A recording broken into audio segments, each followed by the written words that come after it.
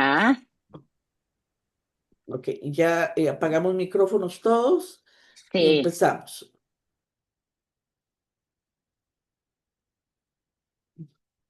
Muy buenos días, estimados colegas. Estamos abriendo sala para iniciar el tercer encuentro entre el Centro Regional de América Latina de FIDLATAM y la Red Iberoamericana de Terminología. Bienvenidos todos. En un minutito iniciamos. Vamos a dar ingreso a las personas que se encuentran en sala de espera para proceder a iniciar. Les informamos que este evento va a estar grabado y estará disponible para todos en los próximos días. Entonces, tendremos la oportunidad de volver a disfrutar esta actividad más adelante por medio de nuestras redes. Muy bien, parece que ya tenemos ingreso de todas las personas que están en sala. Entonces, damos la cordial bienvenida a los presentes a esta actividad que hemos preparado con mucho gusto de parte de dos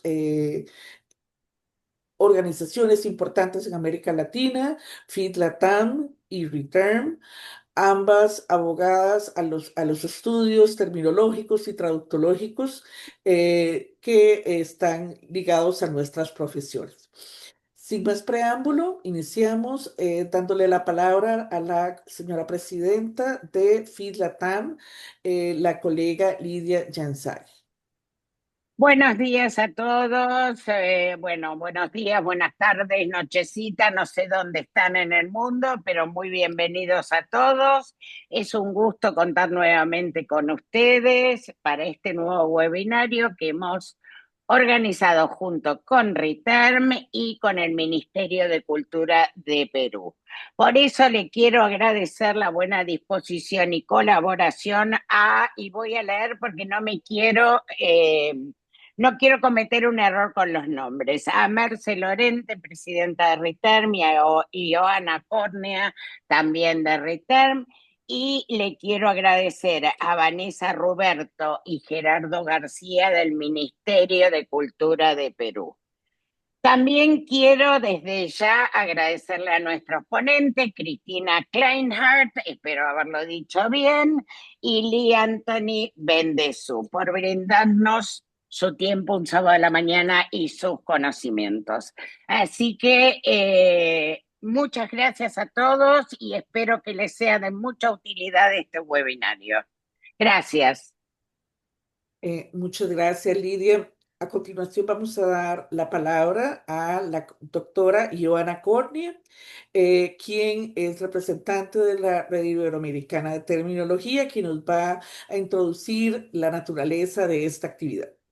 Muchas Joana. gracias, Bianchi. Muy buenos días a todas y a todos. Antes de que yo hable, le voy a ceder la palabra a la presidenta Mercé Lorente, que sí logró conectarse. Así que, Mercé, adelante y ya luego voy a dar unas palabras de bienvenida y de contexto de este encuentro entre FIT-LATAM y RITERM. Hola, buenos días desde Barcelona. Encantada de saludarles a todos. La verdad es que estoy aquí, aunque no podré seguir la sesión con normalidad, básicamente para agradecer tanto a Joana Cornea, vicepresidenta de RITERM, como a todos los responsables de FIT-LATAM, estas iniciativas que nos hacen crecer a todos, porque estamos acostumbrados a hacer nuestros seminarios, nuestras sesiones formativas, asociación por asociación, red por red, y lo que es importante en este momento para ampliar perspectivas, para ver realmente si hay líneas de actuación posibles de cooperación, es sobre todo hacer estos encuentros bilaterales de alguna manera, porque son asociaciones o redes complementarias, absolutamente complementarias, donde en terminología sobre todo tenemos contacto con la traducción, pero solo un contacto parcial, y en cambio con la traducción, pues también ustedes trabajan en terminología, pero no lo hacen sistemáticamente haciendo vocabularios o no siempre haciendo vocabularios, por tanto, perspectivas distintas desde la documentación, la traducción, la ingeniería lingüística, la lingüística en general o la lexicografía, son fundamentales para poder crecer todos. Nada, muchas gracias a todos por su atención y por hacer posible estos encuentros que esperamos que se vuelvan a repetir bien pronto. Muchas gracias. Le doy la palabra a la vicepresidenta de RITERM, a Joana Cornea. Muchas gracias, Mercé. Para Riterm es una gran satisfacción continuar fortaleciendo los vínculos de colaboración con FITLATAM mediante actividades como esta que permiten crear espacios de diálogo, intercambio de experiencias, construcción conjunta de conocimiento en beneficio de la traducción, de la interpretación y de la terminología en nuestra región. La colaboración entre ambas organizaciones refleja un compromiso compartido con la profesionalización del sector lingüístico y con el reconocimiento de la diversidad lingüística y cultural de América Latina. Las experiencias que hoy conoceremos desde México y Perú ponen de manifiesto la importancia de la terminología como herramienta para garantizar una comunicación especializada de calidad, fortalecer la formación de intérpretes y contribuir al desarrollo de recursos que respondan a las necesidades de las comunidades hablantes de lenguas indígenas. Asimismo, este espacio nos permite reconocer el papel fundamental de las lenguas indígenas como vehículos de conocimiento y como componentes esenciales de nuestro patrimonio lingüístico y cultural. Esperemos que las presentaciones de la doctora Cristina Kleinert y de Lee Anthony Benzú generen un diálogo enriquecedor, promuevan nuevas colaboraciones y sirvan de inspiración para futuros proyectos en nuestra región. Agradezco profundamente y sinceramente a FITLATAM por la disposición de seguir construyendo puentes con RITERM y a todas las personas asistentes para acompañarnos en este tercer encuentro FITLATAM RITERM. Sean todas y todos bienvenidos. Muchas gracias, Joana. Muy agradecidos por sus palabras y efectivamente esta será una jornada de mucho provecho para todos. A continuación, le damos la palabra a nuestra colega Sabrina Villar, que es la vocal de la Junta Directiva de FITLATAM, quien nos va a presentar a la primera ponente. Buenos días a todos y a todas. Tengo el honor y el placer de presentar a Cristina Kleinart. Tiene un bidoctorado en investigación educativa por la Universidad Veracruzana y en ciencias de la traducción por la Universidad de Amberes en Bélgica. Es docente investigadora de tiempo completo en la Facultad de Idiomas de la Universidad Veracruzana y formadora de intérpretes de lenguas indígenas desde el 2009. Es autora de diversos artículos y libros. Es intérprete y traductora de alemán, ruso, inglés y catalán. Pertenece al Sistema Nacional de Investigadoras e Investigadores desde el 2018 hasta el 2030. Un verdadero honor tenerla con nosotros. Muchísimas gracias por esta invitación y por esta presentación.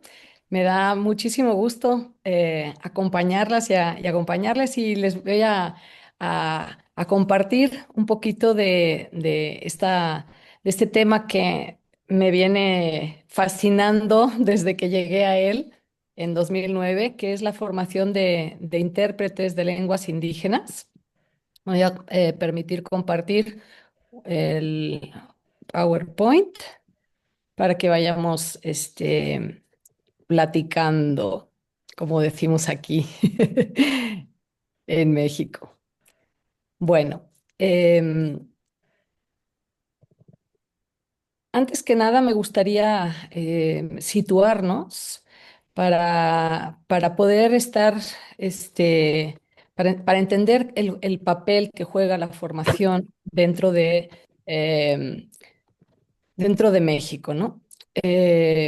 Seguramente todas y todos estamos conscientes de que estamos en el decenio de las lenguas indígenas, del 2022 al 2023, ¿no? Y eso quiere decir que es ahora o nunca cuando podemos hacer acciones para visibilizar, impulsar, revitalizar las lenguas indígenas en el mundo. De los 7.000 idiomas aproximadamente que se hablan, pues 6.700 son de origen indígena, entonces es realmente la mayoría y más del 40% está en riesgo de perderse. Todo esto son cifras aproximadas porque sabemos que contar idiomas no es como contar frijoles, ¿verdad? Depende de quién lo cuenta y cómo lo cuenta, y de eso también les voy a hablar un poquito.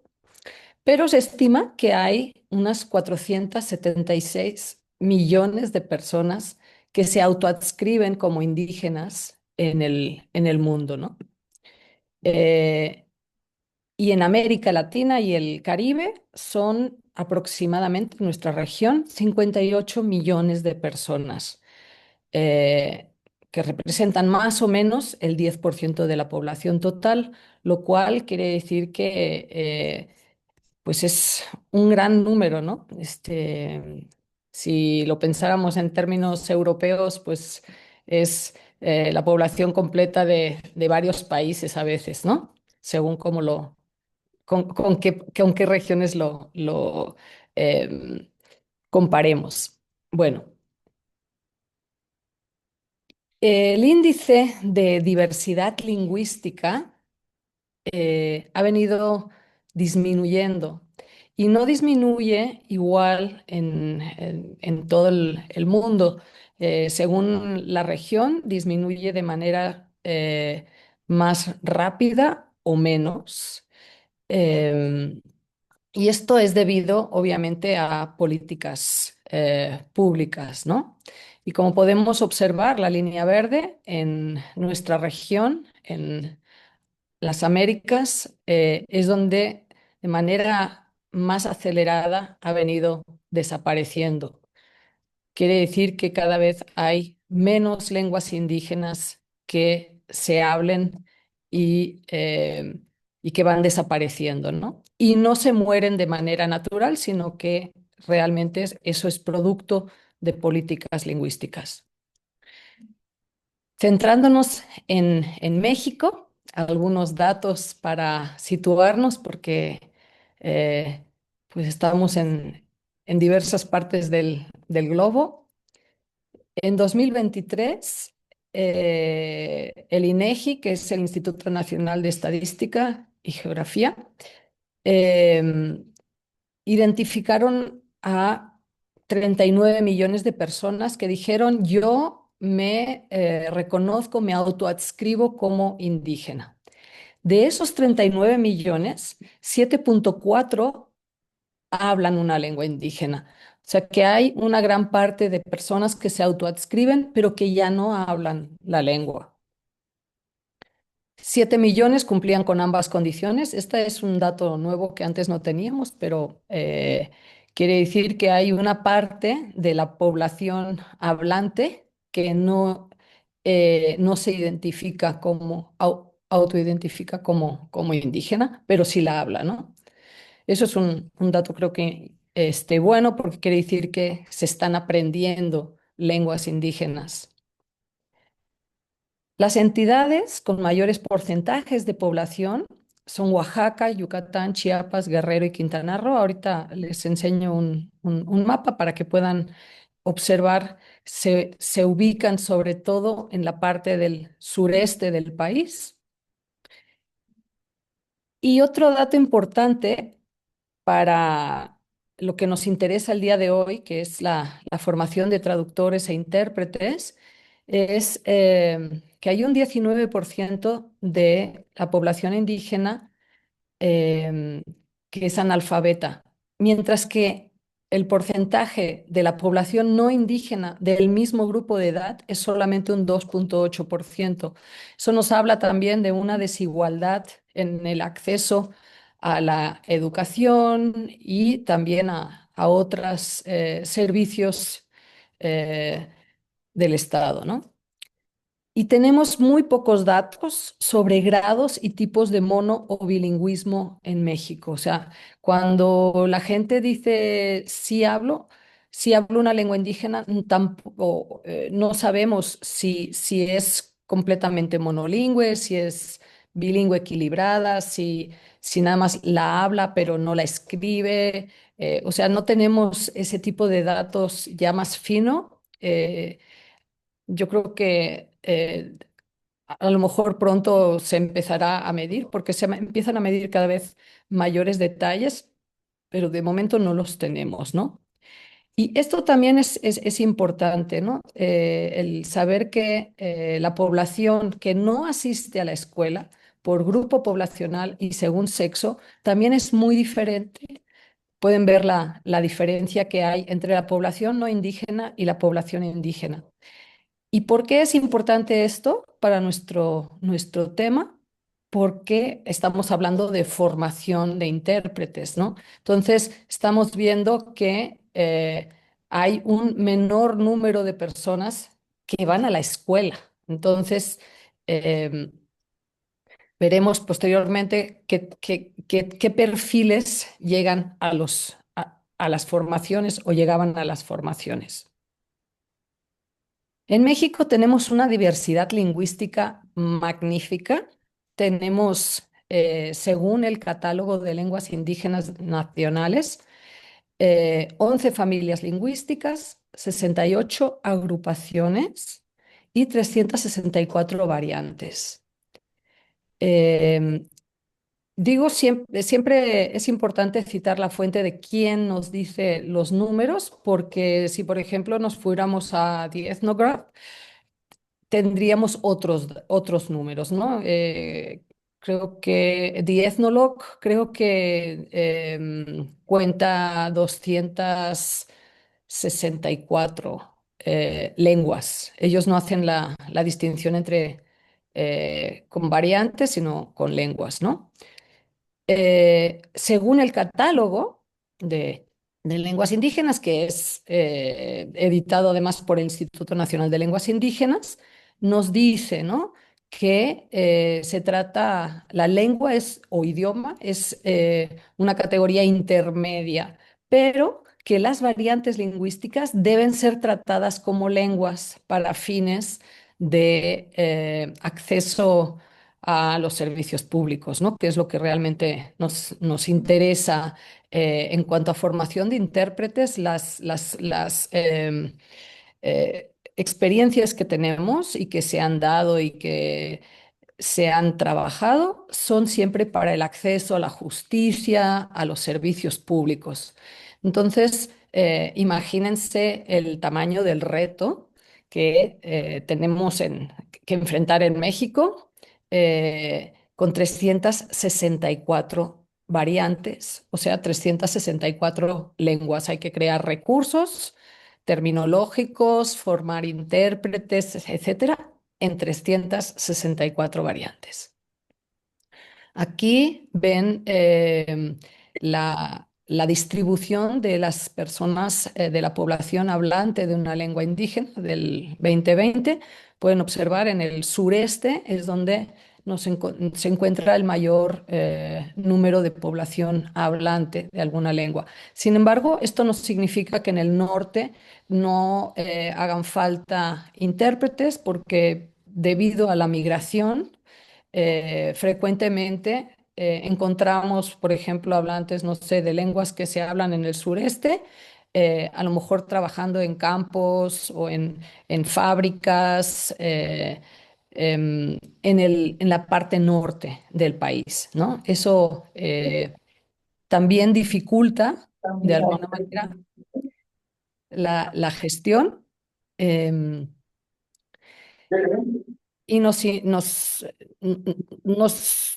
invita a tener disponibilidad de intérpretes en cualquier lugar del país, ¿no? Em, bueno, como decía, es un desafío logístico eh, para la provisión de servicios de interpretación para cada contexto, ¿no?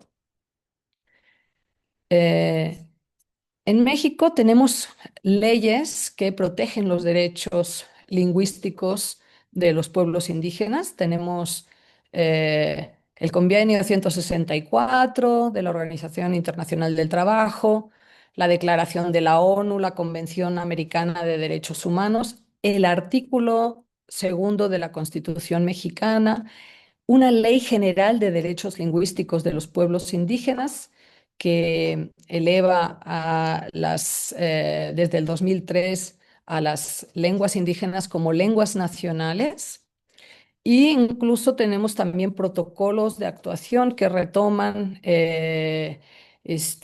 pues lineamientos de cómo quienes imparten justicia tienen que conducirse en casos que involucren derechos de personas o comunidades y pueblos indígenas.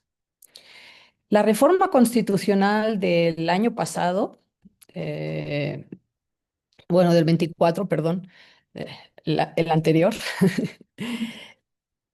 fue una reforma que en el artículo segundo otorga muchos derechos, ¿no?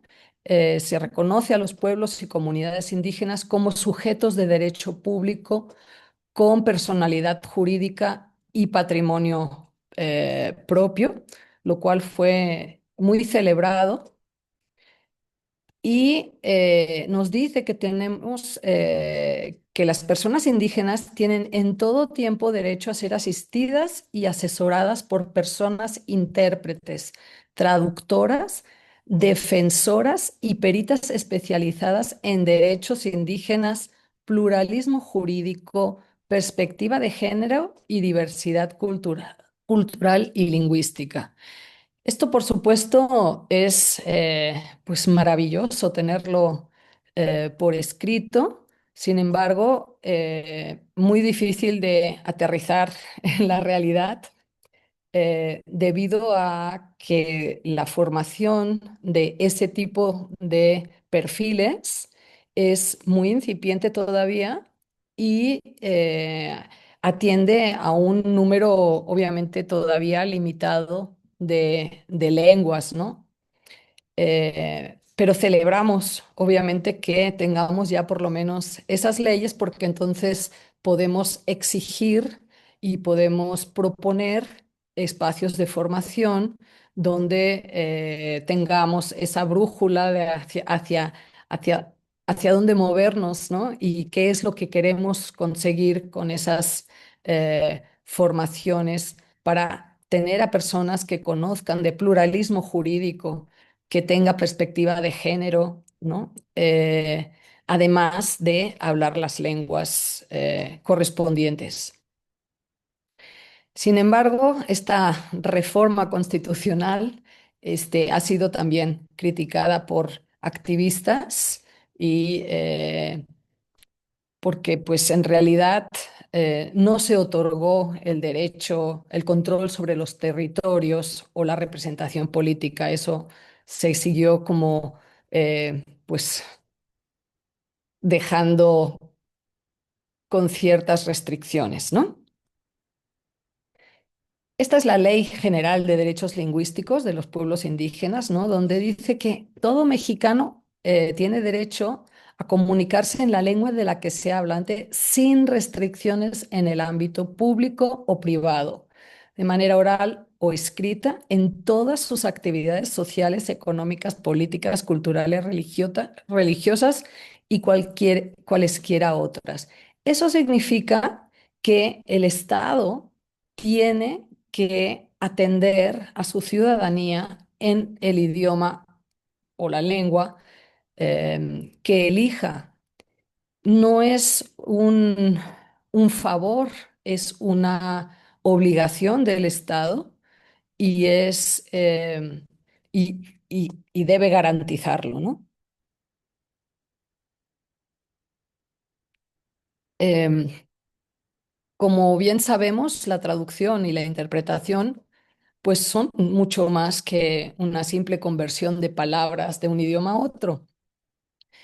Y son mediaciones culturales y epistémicas. Creo que esa palabra epistémicas, ¿no? Es la que durante muchas décadas o siglos no se tuvo en cuenta, ¿no? Y cuando tenemos una visión de la traducción y la interpretación muy técnica, pues podemos dejar de lado o no fijarnos en esas mediaciones epistémicas tan importantes, ¿no?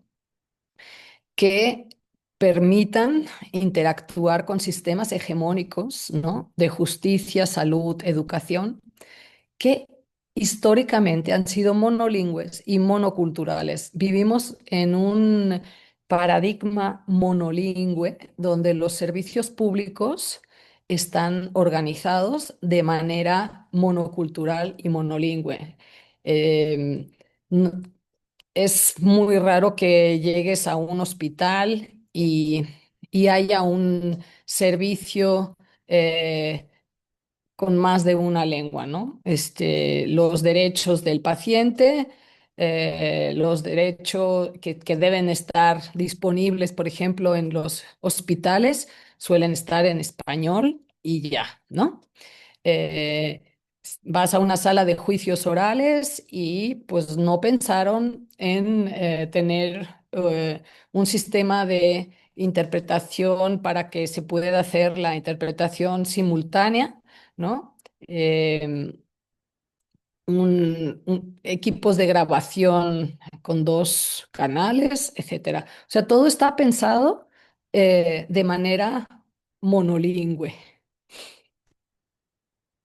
Y bueno, a eso se le suma que hay una discriminación institucional donde persiste un racismo estructural de la herencia colonial que suele desvalorizar las lenguas y las culturas indígenas, las suele folclorizar, ¿no? Y esa discriminación se traduce también en cierto desinterés institucional.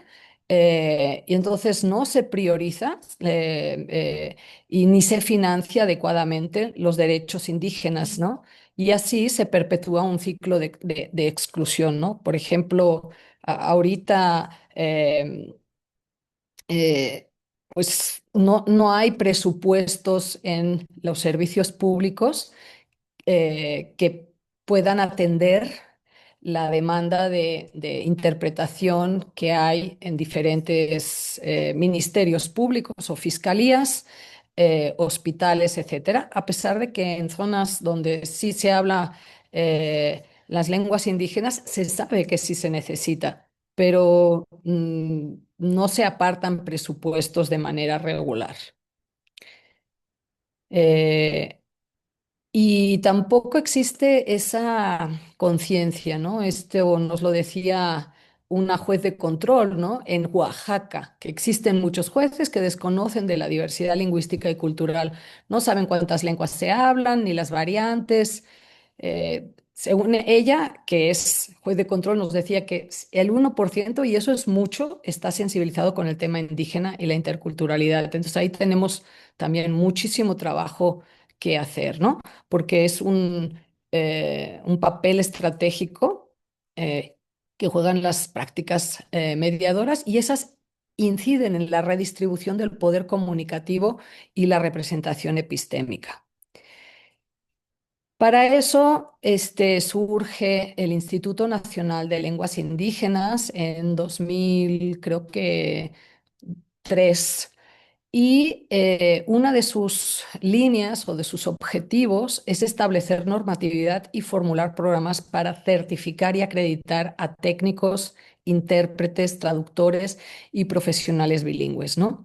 Entonces, y también tienen que impulsar la formación de especialistas en la materia, vinculando actividades, programas de licenciatura y posgrado, así como diplomados, cursos de especialización, actualización y capacitación. Entonces, ahí es donde surge las primeras formaciones, después de fuertes recomendaciones de la ONU de que no se estaba atendiendo a la población indígena, no se le estaba dando acceso eh, a la justicia y como antecedentes de la formación de traductores e intérpretes en educación pública en México, eh, pues están estas licenciaturas y posgrados, ¿no? que empezaron en la Universidad Autónoma de Baja California desde 1996,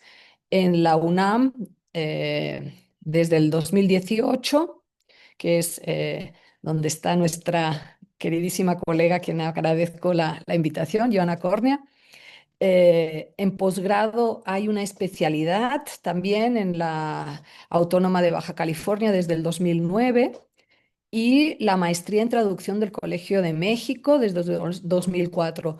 Estas todas son en combinaciones con lenguas hegemónicas. No, ninguna de esos programas atendía lenguas indígenas. En 2021 surge la maestría en traducción e interpretación de lenguas indígenas en la Universidad Autónoma Benito Juárez de Oaxaca y en 2003 la especialidad en interpretación, 2023, de lenguas indígenas para los servicios públicos que oferta la Universidad, ahora ya es nacional, Rosario Castellanos.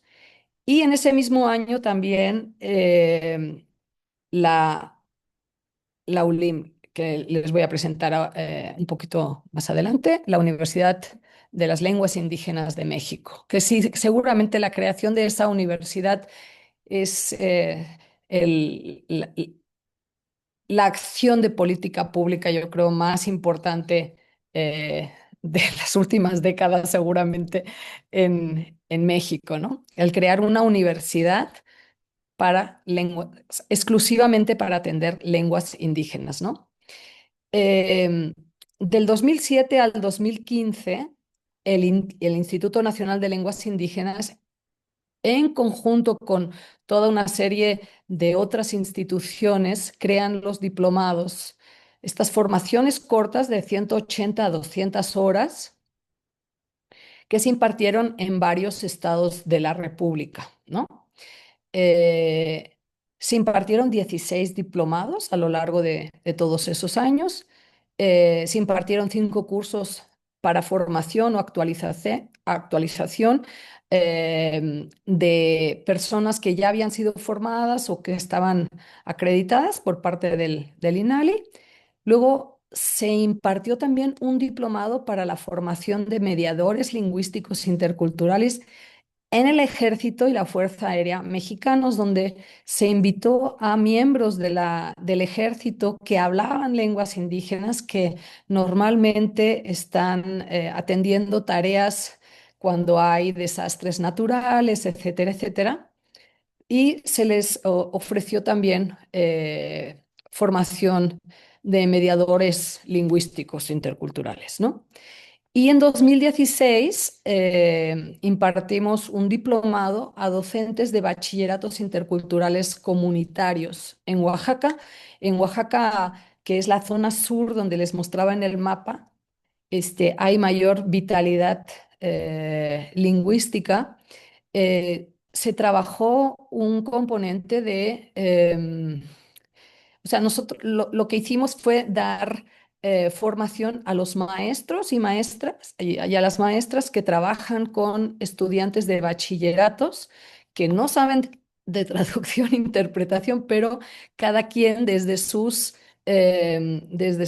diferentes cursos, experiencias educativas o como se les llame en cada contexto, ofrecieran formación de intérpretes a chicos y chicas hablantes de lenguas indígenas. Creo que fue un componente de 800 horas de formación a lo largo de 2 años. Aquí tenemos esta diapositiva que dice más o menos lo mismo que la anterior. Esta es una diapositiva que comparto que nos dieron, que vimos un grupo de personas que acompañamos la formación de intérpretes y que estamos todavía impulsando esas formaciones. Como ven, las variantes que se han atendido en estos años, casi 10 años, eh, pues hay muchas que son de riesgo muy alto, alto, medio o riesgo no inmediato, pero de todas maneras todas están en riesgo, ¿no? Todas las lenguas, los pares lingüísticos con los que se forman intérpretes están de alguna manera en riesgo. Eh, Una vez los intérpretes se forman o se acreditan o se certifican, entran al Padrón Nacional de Traductores, de Intérpretes y Traductores de Lenguas Indígenas.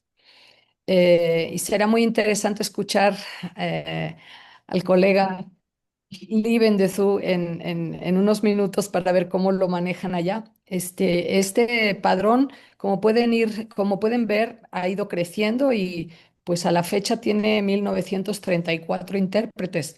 Esos números luego hay que verlos porque a lo mejor puede sonar que son muchos intérpretes, pero a lo mejor no están todas, a lo mejor no están todas las variantes. Puede que haya muchos de una variante y de otra variante no haya intérpretes, y aparte son de diferentes ámbitos y para diferentes funciones. Bueno, les quería también compartir el perfil académico de los diplomantes, por ejemplo, que participaron en Puebla en 2011, ¿no? Eh, Como pueden ver, la mayoría venían de una licenciatura en el ámbito educativo. Otros diplomantes nada más tenían bachillerato o secundaria. Algunos eran estudiantes, licenciados en lengua y cultura, en derecho, unos pocos, en licenciados o maestros en administración de empresas, ingeniero de redes computacionales, licenciado en física, ingenieros industriales o en planeación para el desarrollo rural. Como pueden ver, el perfil académico de los diplomantes cuyo requisito para entrar a los diplomados era que tener 18 años y haber tenido alguna experiencia en traducción e interpretación. Ninguno en realidad tiene una formación lingüística, ¿sí? Entonces, eran grupos muy grandes, muy heterogéneos, ¿no?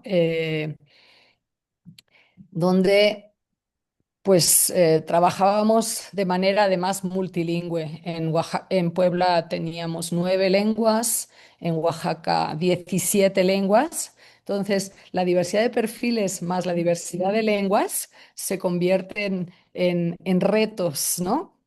Y el currículum de los diplomados de 180 horas, acuérdense, pues había un módulo sobre diversidad lingüística y cultural, derechos humanos y derechos indígenas. Luego todo un módulo del sistema de justicia penal mixto y acusatorio adversarial, porque estaba México todavía en transición de un de un sistema de justicia penal a otro.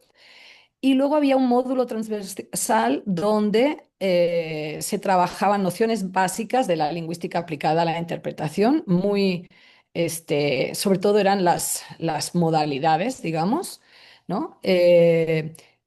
Se trabajaba también el código de ética, construcción de fichas terminológicas, diferencia entre traducción e interpretación, técnicas de interpretación, norma técnica de competencia laboral, que es una norma que rige para poderse certificar, y muchas prácticas de interpretación variadas, ¿no?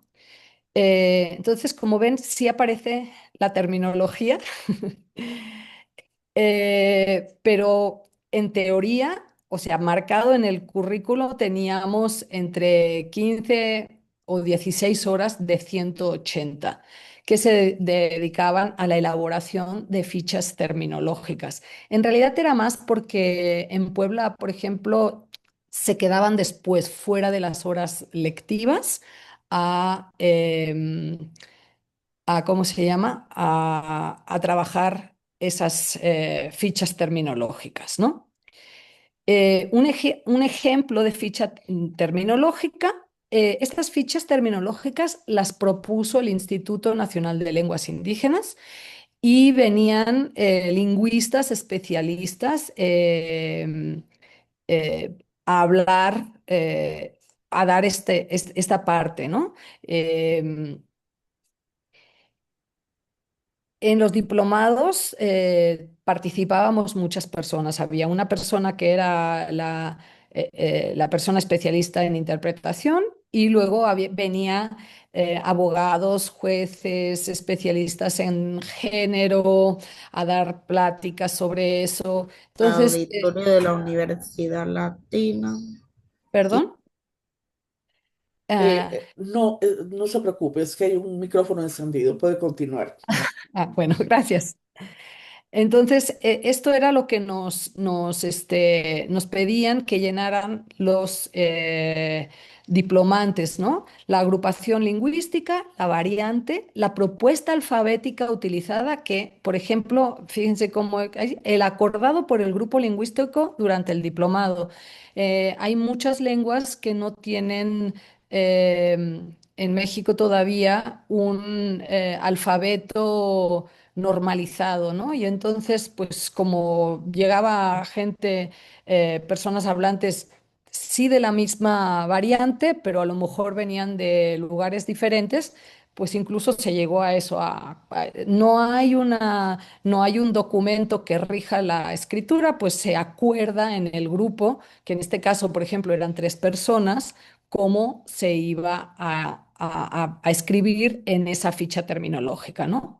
Y la ficha pues tenía el término en español, la definición, la fuente, la paráfrasis, un ejemplo de uso en contexto, un término en lengua indígena, la glosa, la definición en lengua indígena, otra vez la glosa y un ejemplo de uso en contexto en lengua indígena y otra vez la glosa, ¿no? Insisto, este es el modelo de ficha que desde el Instituto Nacional de Lenguas Indígenas eh, propusieron y había que seguir al pie de la letra, ¿no? De alguna manera. Eh, y cada grupo lingüístico, eh, que en el menor de los casos fueron 2 hablantes y en el mayor a lo mejor 7, 8, llenaban estas fichas terminológicas y la idea era que trabajábamos de miércoles, jueves y viernes, ¿no? Nos juntaban en la ciudad de Oaxaca o en la ciudad de Puebla, trabajábamos miércoles, jueves y viernes y después las y los diplomantes regresaban a sus comunidades y la idea es que validaran esas propuestas de cómo acordaban decir auto de formal prisión o delito o etcétera. De hecho, revisando en las fichas que tenía guardadas, hay algunos que decían no, o sea, no hay palabra y no ponían cómo traducirlo, ¿no? Eh, es porque no se atrevían a lo mejor a crear un neologismo o proponer algún préstamo, calco, no sé. Entonces, bueno, es muy variado. Quiero que les quede clarísimo que aquí hay trabajo, yo creo que para todos los terminólogos y terminólogas del mundo para hacer, ¿no? Hoy en día, en las formaciones que existen, como les mencionaba, está la Universidad de las Lenguas Indígenas de México, donde creo que Joana está ya colaborando afortunadamente. Va a ser de mucho provecho. Eh, Tenemos 4 licenciaturas, ¿no? La licenciatura en enseñanza de lenguas indígenas, la de interpretación y traducción en lenguas indígenas, la de literatura indígena y la de comunicación indígena intercultural, ¿no? O sea, es una universidad que ya tiene multisede, tiene sede, por ejemplo, en Oaxaca también, ¿no? Y en Ciudad de México y en varios otros lugares. La primera generación, por ejemplo, de intérpretes y traductores de lenguas indígenas, pues son 13 personas de 7 estados hablantes de 10 lenguas. O sea, imagínense el reto, ¿no? De trabajar, además, traducción e interpretación, donde solamente hay una persona hablante de esa lengua. Cuando hay dos, pues ya puedes hacer cierto tipo de prácticas, ¿no? Pero cuando solo es una, pues es un poco más complejo. Es un reto realmente fascinante trabajar en formación de intérpretes con esta diversidad, ¿no? Porque no hay ningún maestro o maestra que hable las 10 lenguas, obviamente, ¿no? Eh, Está también la Universidad Nacional Rosario Castellanos, con una especialidad en interpretación y traducción de lenguas indígenas en los servicios públicos y, como decía, la maestría en traducción e interpretación de lenguas indígenas en la Autónoma de Juárez. Bueno, pues ya para ir terminando, pues hay escasos espacios de formación y muy poca en terminología, ¿no? Hay una ausencia de especialistas en terminología hablantes de lenguas indígenas y pues faltan presupuestos en todas las instituciones para la traducción e interpretación y eso pues obviamente obstaculiza la contratación, formación, remuneración justa de personal calificado y faltan leyes secundarias que realmente finquen responsabilidades para la implementación obligatoria de las mismas y su correspondiente financiamiento. Y es urgente atraer más estudiantes bilingües para las formaciones en licenciatura, en especialidad. La especialidad, por ejemplo, de Rosario Castellanos se da de manera híbrida, o sea que en realidad y la maestría en traducción e interpretación de lenguas indígenas ofrece becas a hablantes de lenguas indígenas de cualquier país, becas con las cuales puedes subsistir de manera digna. Eso sí implica que te traslades a vivir a Oaxaca, que es un lugar fantástico y precioso. Entonces, nos conviene que todas esas formaciones y esos espacios para los cuales hemos luchado mucho para que existan, pues tengan una demanda de formación. Jus Koroya, Tlaxcamatemiac, moltes gràcies, vielen Dank, spasiba balshoye, thank you very much. Muchas gracias. Eso sería todo de momento. Muchísimas gracias, Cristina. Una excelente revisión de la actualidad en el campo de las lenguas indígenas en el contexto mexicano y indudablemente las gracias hacia usted son nuestras. Vamos a atender las preguntas del público. En este momento tenemos una pregunta en el chat que dice, ¿las lenguas indígenas son más bien orales o escritas? ¿Hay un alfabeto particular que se utilice para la lengua indígena escrita? Con 364 variantes, ¿cómo se maneja el proceso de la diversidad? Son más bien tres preguntas en una. Sí, pues no, cada lengua tiene su alfabeto, tiene o no todavía, o está en proceso de normalizar. Hay algunos que sí. Dentro de las lenguas indígenas en México hay mucha diversidad.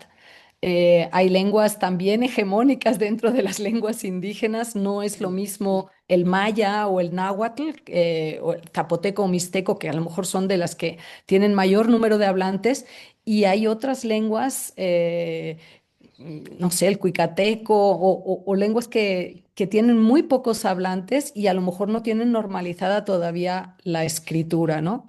Eh, ¿Cómo se maneja la diversidad? Híjole, ahí sí creo que como se puede, porque necesitaríamos un ejército de no solo de lingüistas, también de terminólogos, de muchas diferentes, de traductoras, traductores, intérpretes para poder atender la diversidad. Y qué bueno que lo preguntan porque es un trabajo que yo creo que nos toca a todas y a todos, ¿no? El aprender a valorar, ¿no? Esa riqueza y no verla como un obstáculo o un problema, que es como históricamente se vio que, o sea, hay gente que te dice, bueno, que no es más fácil que todos aprendan español, ¿no? Y obviamente, pues es gracias sí, gracias a ese tipo de pensamiento que se han venido muriendo, ¿no? El lingüicidio, se han ido matando las lenguas indígenas, eh, porque, pues, si tú no apoyas las lenguas, la gente deja de transmitirlas intergeneracionalmente y por lo tanto, pues, se mueren, ¿no? Ujú. ¿Qué más? ¿Cuál era la tercera? Em, bueno, era si son orales o escritas, si hay un alfabeto particular Ah, y no, no hay un alfabeto particular. Cada una tiene un uso diferente. Ujú. Gracias. muy bien. Aquí en redes tenemos otra pregunta. ¿Cuál es el procedimiento cuando no hay intérpretes en los servicios públicos en el contexto de México? Pues ahí entra el Padrón Nacional de Intérpretes y Traductores y luego hay padrones también regionales o locales, ¿no? Donde piden, en el Padrón Nacional tú puedes buscar por ubicación, por lengua, por sexo, etcétera. Lo que, a diferencia de Perú, aquí los datos de las personas intérpretes no están disponibles para que tú les puedas llamar. Entonces tienes que suscribir un convenio que obviamente las fiscalías, los hospitales, etcétera, entiendo que tienen suscrito.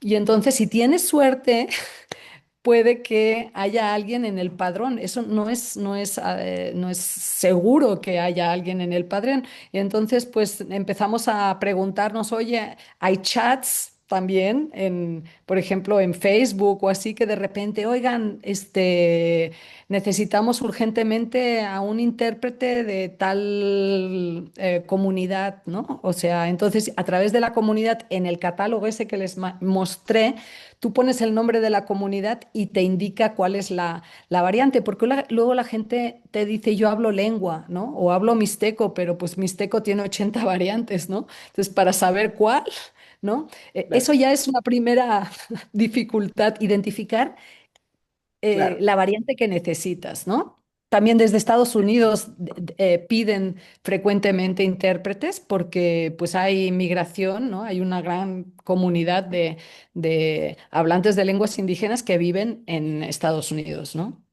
Claro, sí, Ujú. indudablemente un contexto complejo. Ahora, tenemos otra pregunta acá en el chat. Dice, ¿cuáles son los sectores de trabajo que requieren mayor participación de traductores e intérpretes? En Perú, país de donde provengo, dice la persona que consulta, que se llama Shelley, es más común requerir profesionales en sectores de salud y el área legal. ¿Cómo es en México? Pues igual, ¿no?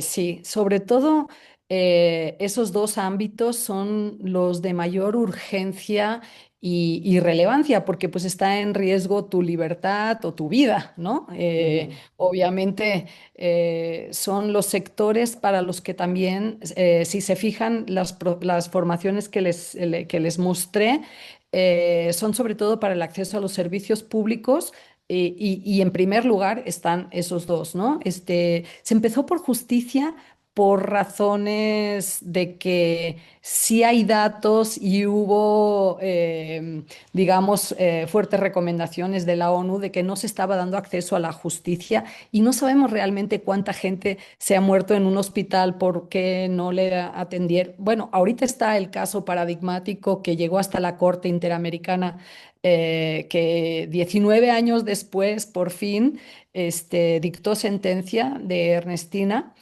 una mujer nahua que fue violada por miembros del ejército mexicano, llegó al hospital y no se le entendió y falleció.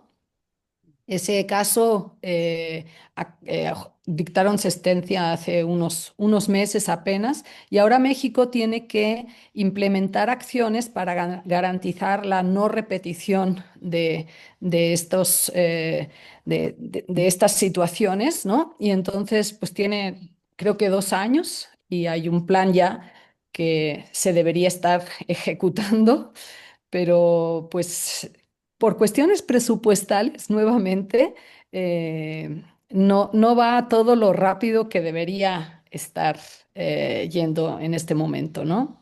Pero sí son los mismos sectores esos y luego obviamente también las consultas previas informadas para megaproyectos, etcétera, que se quieren establecer en zonas donde hay población indígena, ¿no?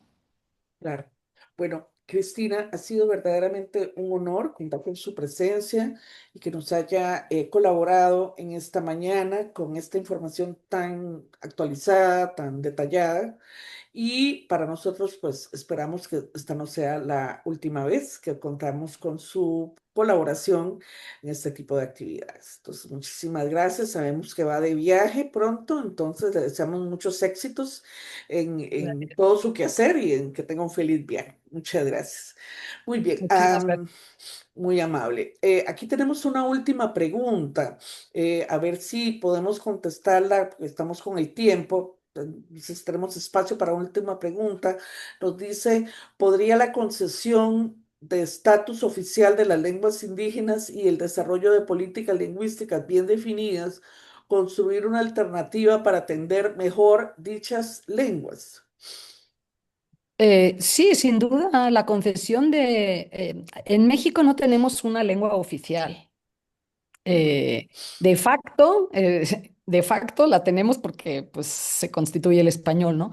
Y ese estatus de lenguas nacionales, obviamente, nos tiene que ayudar a definir políticas lingüísticas que atiendan mejor todas las lenguas indígenas. La cuestión es nuevamente pues una cuestión de presupuestos, ¿no? O sea, de hecho, si ustedes entran hoy en día al Instituto Nacional de Lenguas Indígenas, van a ver que hablan de 69 lenguas o 68 lenguas.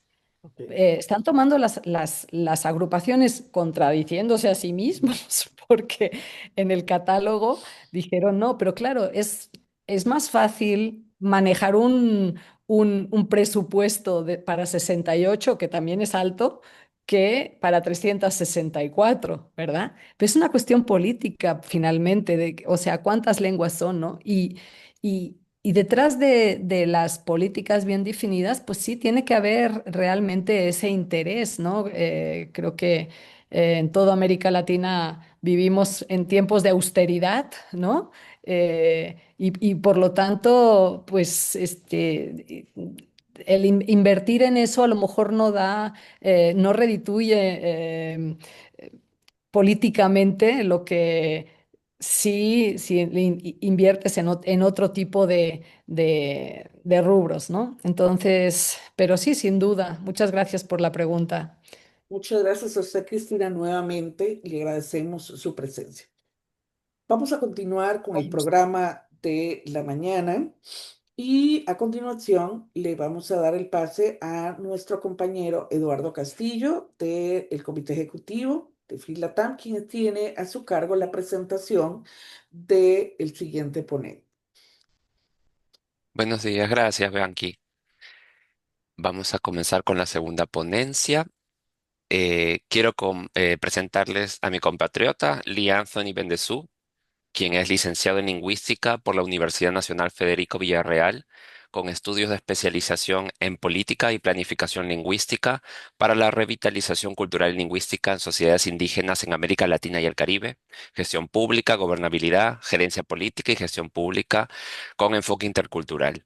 Cuenta con más de 10 años de experiencia en temas relacionados a lenguas indígenas u originarias y en la implementación de políticas públicas vinculadas a derechos lingüísticos.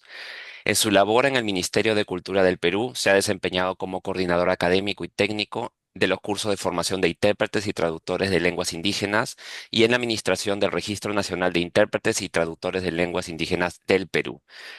Te damos el pase, Lee Anthony. Muchas gracias por tu presencia. ¿Nos escuchas? Ahí te veo justo. Sí. Hola Eduardo y a todos los presentes. Muchas gracias por la invitación a FitLatam. También quería disculparme por Gerardo García, que estaba inicialmente programado para esta ponencia, que es el director de Delegación de Lenguas Indígenas del Ministerio de Cultura, que por temas de agenda no está aquí presente, ¿no? El día de hoy voy a presentarles una experiencia que tenemos desde el Ministerio de Cultura, que es relacionada a la elaboración de una herramienta, ¿no? Como es el glosario COVID, que hemos elaborado en el marco de la pandemia, ¿no? En esos años entre el 2020 y 2022, que fue un año en el que nos llegó la pandemia a nivel mundial, ¿no? Entonces, voy a proceder a proyectar un momentito, por favor. Estoy ahorita con... ¿Sí se logra ver la lámina? Sí, sí se logra ver. Ya, genial. ¿Está bien ahí o desean que lo ponga en modo presentación? Preferible presentación para no verlo A ver, el cuadro mejor, ¿no? a ver, voy a poner modo presentación. Sino que me han prestado esta computadora y tiene otro tipo de... Es Creo el... que está en diapositiva, me parece en la parte superior. Ahí Presenta. debe estar. Ya, F5, sí. O pase de diapositivas. Ahí está. Ahí estás. Ya está. Entonces, esa es una experiencia que se realizó en esos años, como les comentaba, en la que se elaboró este glosario de términos relacionados con la COVID-19 de la Central de Interpretación y Traducción de Lenguas Indígenas Originarias, CID.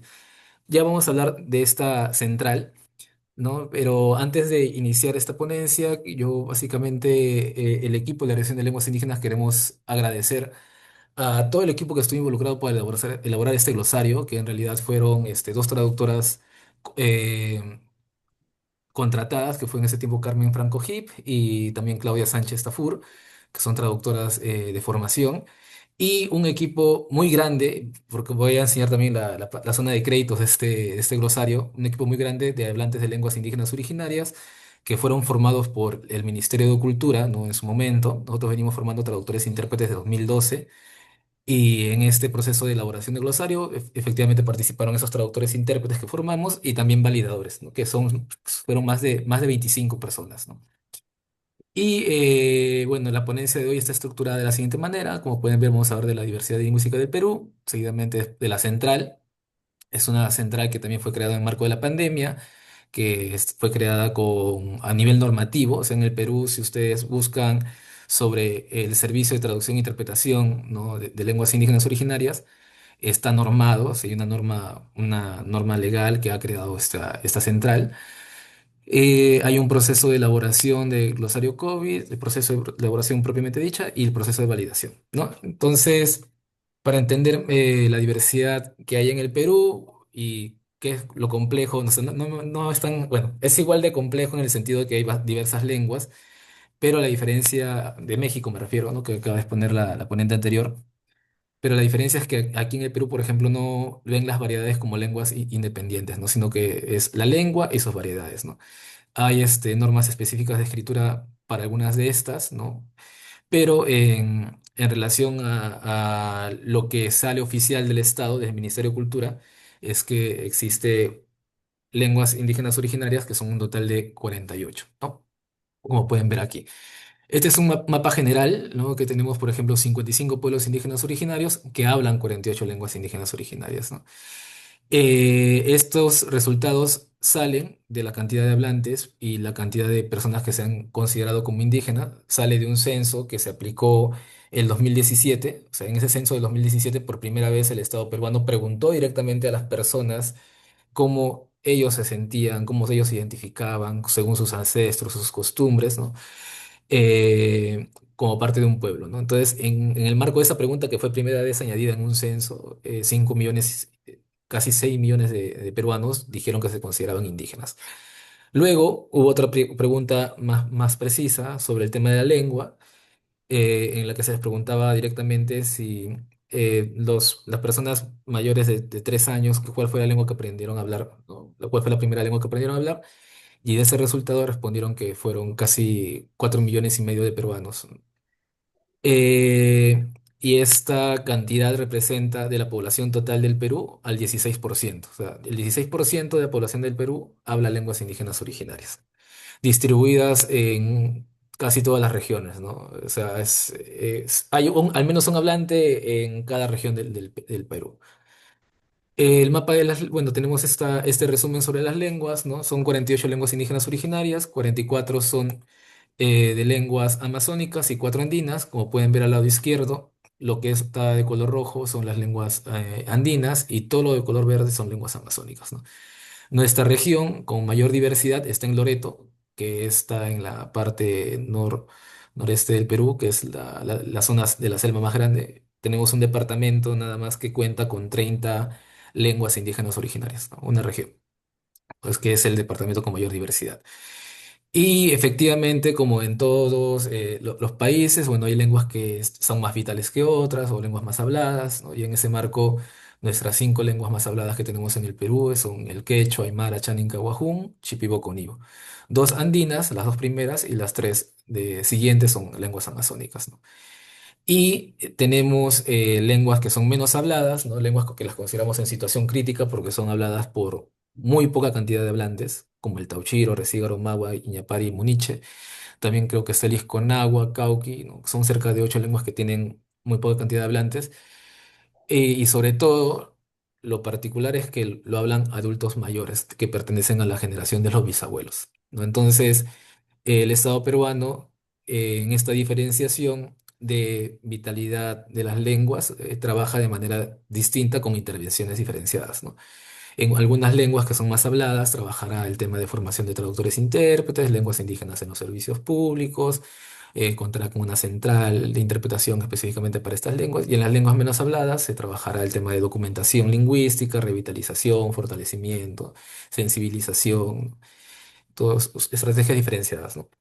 Esto no quita de que no se garanticen los derechos de las personas que hablan esas lenguas. Igual, ¿no? Por ejemplo, si hay necesidad de atención en, no sé, en el hablante Tauchiro, que trabajamos en su momento, se hacen las acciones necesarias para que esa persona pueda tener programas sociales, pueda tener su seguro de salud, ¿no? Igual, se trata de atender a todas las lenguas por igual, ¿no? Y es bastante complejo, en realidad, poder manejar, por ejemplo, en un solo departamento 30 regiones, ¿no? Y a nivel nacional 48. Este es el mapita general, esta es la foto del Perú actualmente, ¿no? En el tema de lenguas indígenas originarias, ¿no? En el tema de la Central de Interpretación y Traducción en Lenguas Indígenas, este es un servicio muy interesante en realidad porque, como les he mencionado, en el marco de la pandemia fue necesario poder trabajar o hacer llegar los comunicados de la COVID, de lo que acontecía en ese momento en lenguas indígenas originarias, ¿no? Y más aún, creo que también lo mencioné la ponente anterior, en situaciones de salud de emergencia, ¿no? No sé, muchas veces a los pacientes que llegan con una emergencia de salud y no pueden comunicarse con el doctor, ¿no? Directamente, o sea, como dicen, ¿no? Una traducción a tiempo hasta puede costar la vida de una persona, ¿no? La ausencia de esta traducción o interpretación en este caso, ¿no? Entonces, la central fue creada específicamente por esos motivos, ¿no? Para situaciones de emergencia. Entonces, la estrategia que surge desde el sector, bueno, del Ministerio de Cultura hacia el Estado es que podríamos incorporar una central que recibiera llamadas de los servidores, o sea, de las personas que atienden a las hablantes de lenguas indígenas originarias, para poder ser este puente de comunicación entre esos servicios de salud y el ciudadano que habla una lengua indígena originaria, ¿no? Entonces, todo este proceso, como lo he mencionado, fue aprobado por resolución, o sea, tiene un marco, está en un marco normativo peruano, de que el Estado tiene un servicio de traducción e interpretación y se da a través de esta central, ¿no? O sea, a nivel normativo, no hemos puesto aquí las láminas, pero también el Perú está bastante sólido, pero aún falta más por hacer, ¿no? Por ejemplo, contamos con una ley de lenguas indígenas originarias, contamos con una política nacional de lenguas originarias, tenemos, por ejemplo, un mapa lingüístico aprobado también por el Estado, tenemos esta central, ¿no? Tenemos un decreto supremo que aprueba el Registro Nacional de Intérpretes y Traductores de Lenguas Indígenas, ¿no? Entonces, hemos tratado de primero sentar las bases para que todas las instituciones públicas se puedan regir a estas leyes y normas para poder garantizar derechos lingüísticos, ¿no? Y la central es un paso más también para esa situación, ¿no? El objetivo que buscaba esta central era atender la limitada atención oportuna de la población hablante de lengua indígena originaria en situaciones de emergencias, ¿no? Como lo mencioné anteriormente, Y en ese marco, efectivamente, esta central brinda tres servicios de traducción e interpretación. Uno que es el interpretación presencial, interpretación remota telefónica o a través de plataformas virtuales web y la traducción, ¿no? Y la finalidad era, o es, porque seguimos teniendo la central, es garantizar el derecho de toda persona a usar una lengua indígena originaria en el ámbito público en situaciones de emergencias y a ser atendida en su lengua materna en organismos e instancias estatales. En esa línea, la cita está contemplada, como lo mencioné, en tres modalidades de servicio y sus usuarios directos eran los servidores, directamente. O sea, el servidor es quien llama a esta central para el caso de interpretación, ya sea presencial o remota, y para atender a su usuario final, que son los ciudadanos hablantes de lenguas indígenas originarias, ¿no? Y como le mencionaba, dentro del Estado está aprobado a nivel normativo con el Decreto Supremo 012-2020 MC del Ministerio de Cultura, ¿no? En el que se crea formalmente este servicio de traducción e interpretación, gratuito. Eso sí, ¿no? El Estado lo hace de manera gratuita. También ahora a la fecha, esta central, disculpen, aquí se me abrió una página web. Ya, esta central da estos servicios específicamente de interpretación, ¿no? A través de la línea gratuita 1812. O sea, inclusive hemos actualmente visto una línea gratuita, ¿no? Para que los ciudadanos puedan llamar a esa central, los servidores también, y poder recibir servicios de interpretación en lenguas indígenas originarias, que atiende las 24 horas del día, 7 días de la semana y en situaciones de emergencia, ¿no?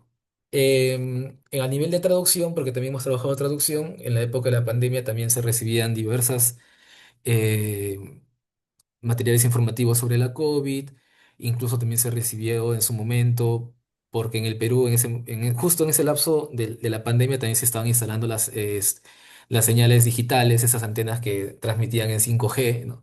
Y por un motivo de desinformación en las localidades se derrumbaban esas antenas, ¿no?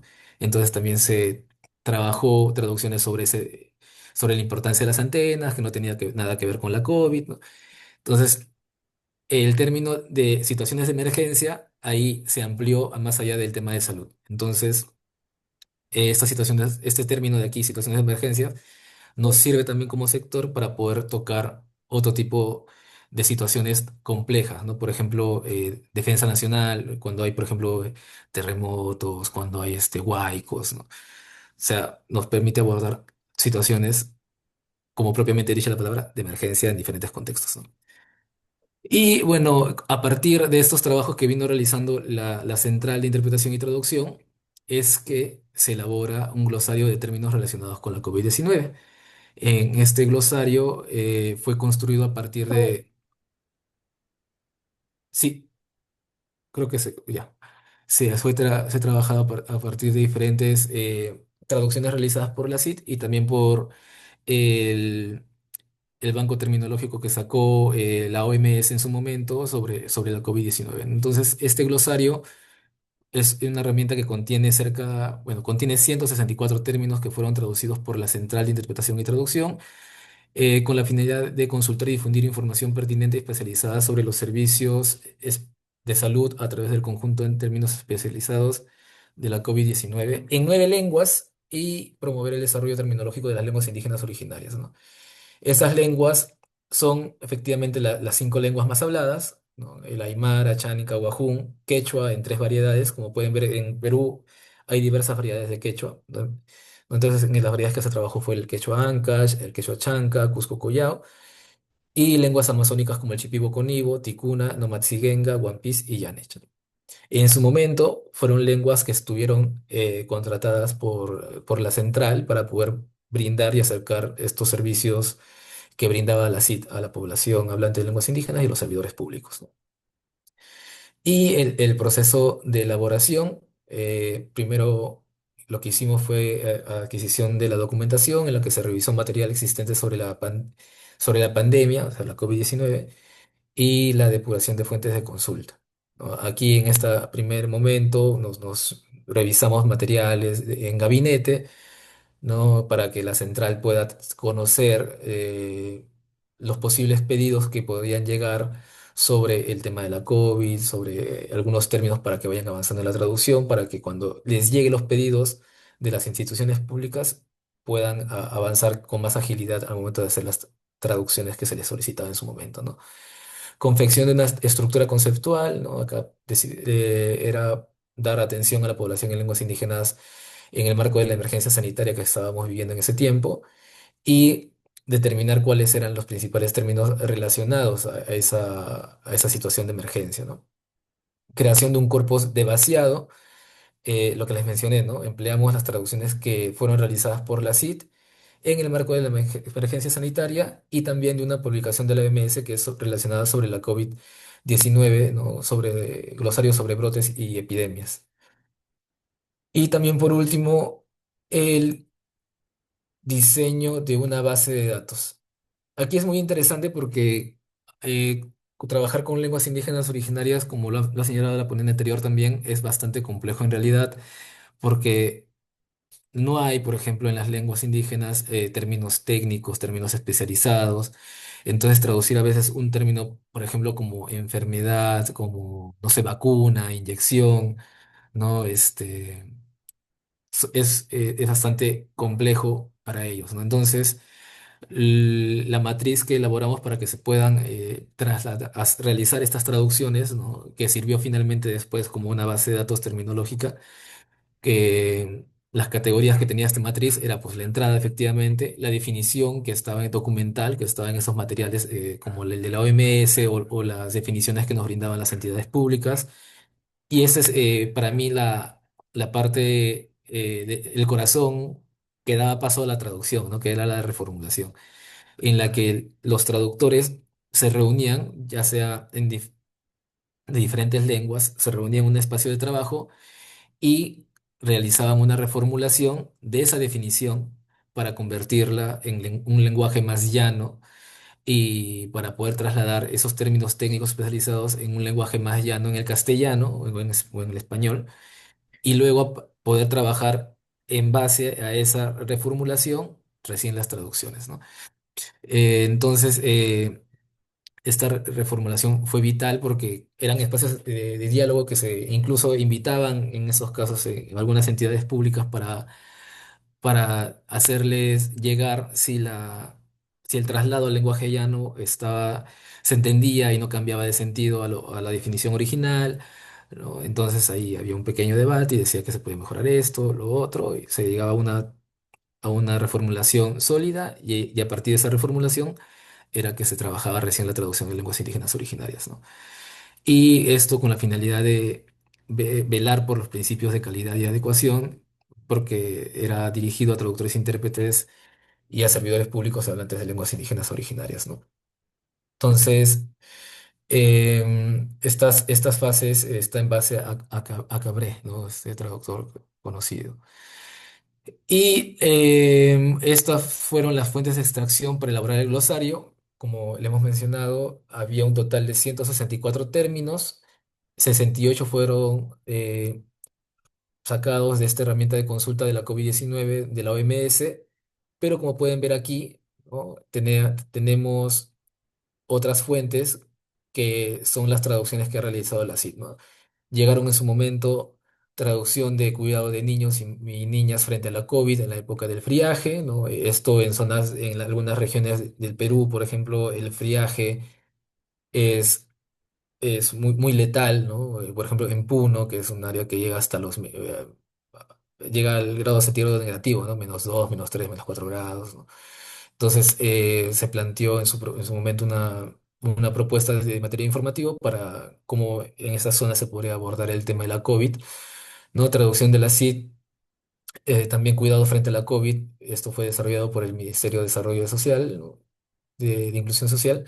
Disponibilidad de señal de televisión digital terrestre, eso es lo que le mencionaba, ¿no? En su momento también este Ministerio de Transportes y Comunicaciones nos hizo llegar este material porque nos comunicaron de que estaban en algunas localidades donde se hablaba lenguas indígenas originarias o con presencia de población hablantes de lenguas indígenas originarias, se estaban tomando las antenas y así que era necesario informar de manera pertinente, ¿no? Cuál era la función de estas antenas. También programa de social Jaliwarma, ¿no? Entrega de arroz fortificado, también nos pidieron una traducción, prevención de la COVID, programa Juntos y cobro de dinero en el banco, pueblos indígenas en situación de aislamiento y la COVID-19, recomendaciones de cuidado frente a la COVID y traslado y entrega de bienes en localidades indígenas como medida de apoyo frente a la COVID. O sea, de todas estas traducciones que eran fuente de información que se generó a partir de las traducciones realizadas por la central, es que se decide sacar un glosario de la COVID-19 para poder servir de recurso para futuros traductores e intérpretes en lenguas indígenas o para personas que están interesadas en saber, hablantes de lenguas indígenas que quieren contar con recurso en lenguas indígenas originarias, puedan tener fuente de información, ¿no? Entonces, luego de esta sistematización, es que se decide que este material debe ser validado, ¿no? Mediante talleres, ¿no? Con hablantes de lenguas indígenas. Se priorizó algunas regiones del Perú para poder trabajar porque contaban con las lenguas que había trabajado la central, ¿no? Entonces, en ese proceso de validación hubo estos momentos clave, ¿no?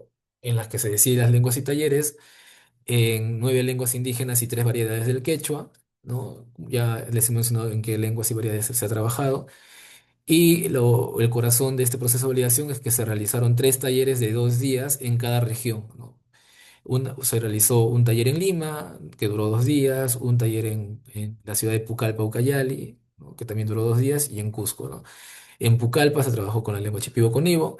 En Lima, felizmente, contábamos con presencia de hablantes quechua de estas variedades que hemos mencionado, entonces también se los convocó, también como en el caso del Nomatzigenga, Yanicha y Achaninka, se trabajó con ellos aquí en Lima.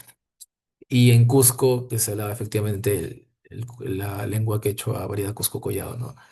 En ese marco de pandemia, porque los talleres se realizaron en marco de pandemia, igual seguimos los protocolos que sacó el Estado peruano en su momento, y también para no generar o incurrir en gastos a las personas que nos apoyaron en todo ese proceso, el Ministerio de Cultura les cubrió estadía, si no me equivoco, y alimentación, ¿no? Entonces, el equipo de trabajo de esos talleres consistió en facilitadores, traductores y validadores, ¿no? Los facilitadores se encargaban de explicar la metodología del taller, moderar los debates que se realizaban de manera grupal. Los traductores, que fueron, en este caso estamos hablando de los traductores de lenguas indígenas originarias que hicieron las traducciones de estos 164 términos, estuvieron presentes para poder sustentar sus traducciones, el por qué aplicaron esas estrategias, por qué tradujeron de esa manera, con ese sufijo, o por qué usaron ese prefijo, ¿no? Para explicar y sustentar sus traducciones. Y los validadores que evaluaban y replanteaban las propuestas a partir de lo que explicaban los traductores, ¿no? Que esto puede mejorar, si lo dices de esta manera, se puede interpretar de esta forma, mejor usa este otro sufijo, y así, ¿no? Se generaban debates interesantes, ¿no? Que eran moderados por el facilitador para que no se queden, porque a veces pasaba, ¿no? Estaban debatiendo tanto en un solo término, ya había pasado 10, 15, 20, 30 minutos y estaban en un solo término, y eran 164, entonces teníamos que moderar los tiempos también de debates, ¿no? En las etapas era expositiva, ¿no? Como hemos mencionado, se explicaba la metodología de los talleres y cómo tenían que usar las herramientas o instrumentos para validar, y la etapa de intercambio, ¿no? Los talleres tuvieron estos 2 momentos clave, ¿no? En la que se evaluaba y se replanteaban las propuestas de socialización y validación.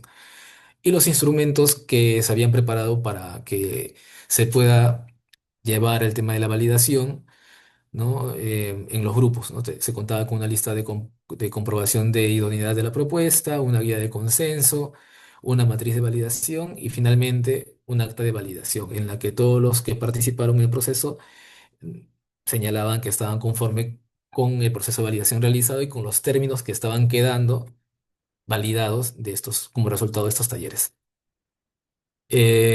Estos son los instrumentos que se aplicaron, vamos a verlos rápidamente, pero como pueden ver, una lista de comprobación para la evaluación de los equivalentes. Ya ellos tenían los equivalentes impresos en la matriz que les he comentado que se había preparado, y en este caso el traductor que había hecho la traducción hacía la consulta, ¿no? Es claro y está fácil de entender. digamos que le decían que sí, ¿no? Seguía avanzando, ¿no? Es simple y breve, respeta las normas de escritura. Sobre esto es importante mencionar también que el Estado peruano a la fecha ha conseguido normalizar, o sea, oficializar el alfabeto de las 48 lenguas indígenas que se daban en el Perú a través del Ministerio de Educación, ¿no? Entonces, para ese momento ya todas las lenguas con las que habíamos trabajado contaban con un alfabeto oficial, por así decirlo, ¿no? Y los traductores e intérpretes usaban ese alfabeto oficial para poder realizar las traducciones. Respetaba las reglas gramaticales, aquí con la finalidad de que no haya calco sintáctico del español, sino que la lengua siga manteniendo su estructura natural, ¿no? Mantiene la armonía fónica, tiene un solo sentido, sin otros significados que puedan confundirse, para evitar ambigüedad, ¿no? Es la opción más conocida y usada por los hablantes. Esto también era esencial, ¿no? Porque a veces algunos traductores e intérpretes con la final de ser un poco conservadores, ¿no? Usaban algunos arcaísmos, entonces el debate era por ahí, ¿no? Este muy, muy antiguo, la población actual no lo conoce, entonces habían debates interesantes, ¿no? Permite que se generen otras clases de palabras a partir de él. Si se usaba préstamos en español o en castellano, se les consultaba si es un préstamo que ha sido adaptado a la lengua, si mantenía la armonía fónica, o por último, si es la opción más conocida y usada por los hablantes, ¿no? Para ver si era pertinente o no el uso de este préstamo, ¿no? Y en la guía de discusión grupal, ¿no? Todos los integrantes, ¿no? La secuencia de discusión era, ¿no? Todos los integrantes han entendido y respetan la metodología de trabajo, todos los integrantes comprenden los términos en español, todos los integrantes. O sea, habíamos hecho estos materiales para poder tener mesas de trabajo fluidas y rápidas, porque como lo he mencionado, teníamos 2 días y el presupuesto nos alcanzaba para esos 2 días únicamente. Entonces, teníamos estas herramientas para poder agilizar el trabajo de diálogo, de debate, ¿no? Para poder validar estos términos.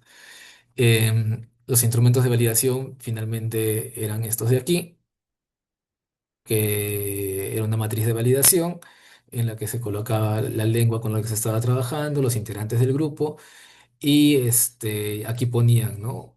El término con el que habían trabajado, el equivalente, si estaba validado o no, el motivo de la exclusión en caso no estuviera validado, porque tenían que justificar, y el equivalente final propuesto, ¿no? Entonces, aquí llenaban los términos que les había tocado a ese grupo, digamos, les tocaba 15, 20, 30 términos, se sentaban y empezaban a llenar. El equivalente propuesto por el traductor, si era validado, ya no había, pues, no había motivo de exclusión, sino ponían directamente el equivalente final.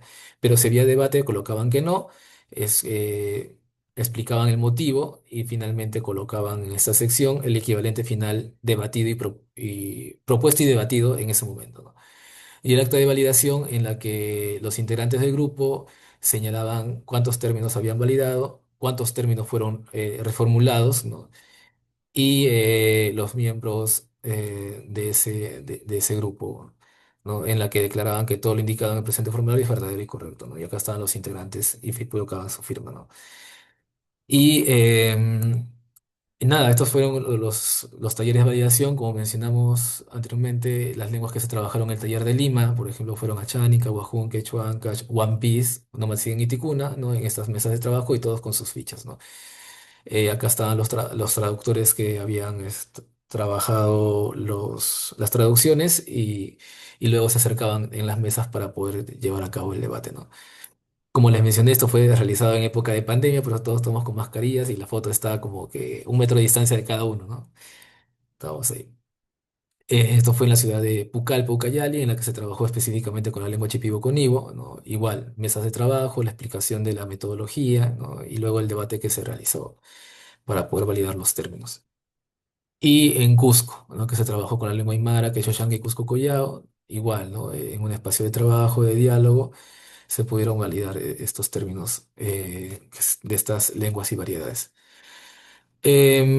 Como resultado de este proceso de validación, en estas lenguas y variedades, bueno, por ejemplo, fueron validados de las traducciones realizadas 87 términos en Aymara, 141 en Achaninka, Ahuajún, y como pueden ver, los términos que se reformularon fueron la diferencia, ¿no? Si eran 164, acá está la diferencia, en el caso de Achaninka, ¿no? De los 164, 141 se validaron y se replantearon o reformularon 63, 23, ¿no? Y así sucesivamente, como pueden visualizar aquí. En Aymara sí hubo la mayor cantidad de reformulación junto con el ticuna, ¿no? Que son que fueron espacios en los que se trabajó arduamente para poder llegar a un consenso con estas traducciones que fueron propuestas desde la central. Pero esta es la foto del resultado de los talleres. Y el glosario, la macroestructura de la publicación, está compuesta de la siguiente manera. Bueno, la hoja de créditos que está propuesta bueno, está incluida todas las personas que participaron en ese proceso.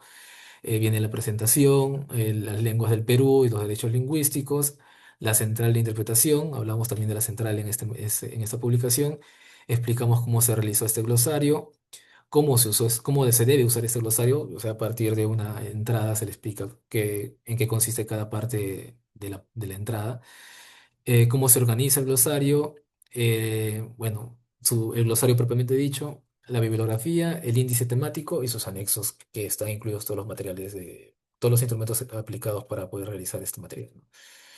Y la microestructura, ¿no? Esta es bueno, una de las palabras en las que se presenta el glosario.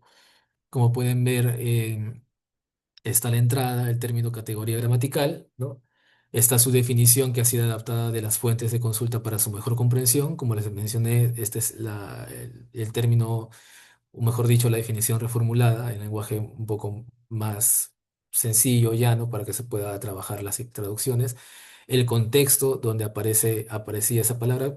Ustedes como traductores e intérpretes lo saben mucho mejor que yo, que bueno, que todas las palabras cambian conforme al contexto que son usadas, ¿no? Entonces era importante mostrar a los hablantes de lenguas indígenas originarias o a las personas que iban a recurrir a esta fuente de información el contexto donde la palabra estaba siendo usada para que no haya ambigüedades, no haya otro tipo de interpretación o haya confusión en que se ha hecho mal la traducción, ¿no?